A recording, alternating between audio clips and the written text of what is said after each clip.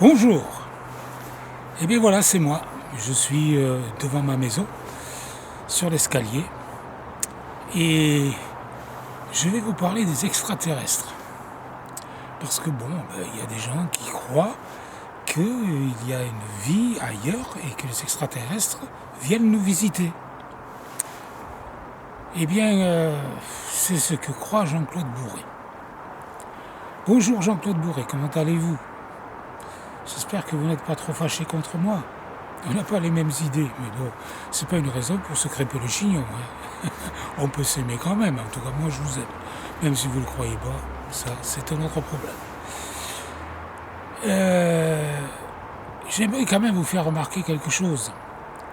C'est que vous dites, on n'est pas seul dans l'univers. Bien sûr. La Bible le dit, ça qu'on n'est pas seul dans l'univers. La Bible dit qu'il y a des myriades, des multitudes d'anges, d'archanges, de séraphins, de créatures que Dieu a faites. Et si l'univers est si grand, c'est parce que justement, ils habitent partout, ces anges, ils sont partout. Et pourquoi Dieu fait tant de planètes et pourquoi l'univers est si grand ? C'est simple, c'est pas compliqué. Parce que si c'était nous qui avions fait l'univers, on l'aurait fait petit, à notre taille. Mais Dieu, lui, il est immense. Et il l'a fait à sa taille. Pour montrer comme il est grand. Et il y a un passage dans la Bible qui dit que les cieux des cieux ne peuvent le contenir, tellement qu'il est grand. Alors Dieu a fait un univers à sa taille.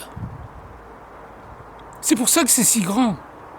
Et quand on voit la grandeur de l'univers, on voit la grandeur de Dieu. Et les milliards de galaxies, de planètes et de soleils, ça nous impressionne. Pourquoi ? Parce que nous sommes tout petits. Mais Dieu, lui, il n'est pas impressionné par ça, parce qu'il est immense, il est plus grand que tout ça. Et non, Dieu n'est pas stupide, parce que vous avez dit, à un moment donné, s'il n'y avait pas d'autre vie ailleurs qu'il fait un univers si grand, ce serait une grosse perte et Dieu serait stupide. Mais non, ce n'est pas une perte. Parce que cet univers, il l'a créé pour lui et pour les anges et les archanges et les séraphins, les milliards et les milliards de créatures qu'il a créées, mais qui ne sont pas les extraterrestres auxquels vous pensez et desquels vous parlez. Parce que ces soucoupes volantes, ces ovnis, eh bien la Bible en parle. Vous prenez, Jean-Claude Bourré, vous prenez l'exemple des roues d'Ézéchiel. Moi j'aime bien Jean-Claude Bourré parce que quand ça ne vous convient pas, la Bible, il y a des erreurs, mais quand ça vous convient, vous prenez, et ça, c'est plus une erreur. C'est vrai. C'est-à-dire que quand ça vous va, vous prenez, quand ça ne vous va pas, vous dites, ça laisse à interprétation, on ne sait pas trop. Mais quand ça vous sert, vous savez prendre. Ce qui prouve bien que la Bible en parle, et vous savez, le roi David a dit que les chariots d'Élohim sont par milliers et des milliers. Qu'est-ce que c'est ces chariots ? Qu'est-ce que c'est ces soucoupes volantes ? Mais c'est sûrement pas des habitants d'une autre planète. La Bible montre que ces chariots existent. Et s'ils ont des capacités extraordinaires, ils apparaissent et ils partent comme une flèche à la vitesse de la lumière ou je ne sais quoi, c'est bien parce que c'est une puissance supérieure qui les a créés, et cette puissance, c'est Dieu. Alors, essayez de changer votre point de vue là-dessus. Prenez la Bible et regardez. Non, l'univers n'est pas venu par hasard. C'est Dieu qui l'a créé. Au commencement, Dieu créa les cieux et la terre. Et vous savez, les scientifiques qui disent qu'il y a des milliards d'années, il s'est passé ceci, il s'est passé cela, on est obligé de croire ce qu'ils disent sans vérifier la véracité de leurs calculs. Parce que quand vous dites ça, Jean-Claude Bourré, vous ne faites que répéter ce que disent les scientifiques. Est-ce que vous avez vérifié leurs calculs ? Sur quelle base, avec quels critères font-ils ces calculs ? Comment savent-ils qu'il y a tant de milliards d'années ? Y a-t-il une marge d'erreur ? Ils n'en parlent pas. On est obligé de les croire.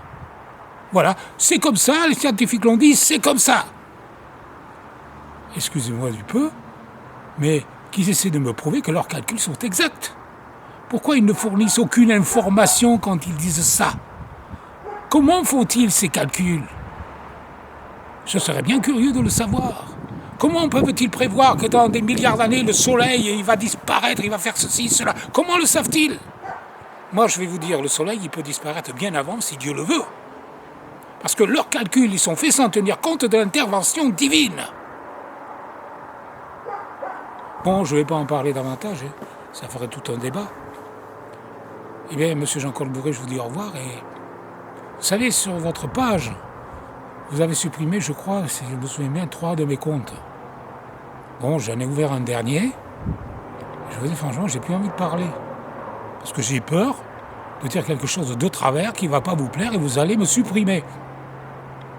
Alors, j'arrête de parler. Voilà, je ne parle plus. Et j'ai décidé d'aller sur YouTube et vous parler. Parce que ça, vous ne pourrez pas le supprimer. À bientôt. Au revoir.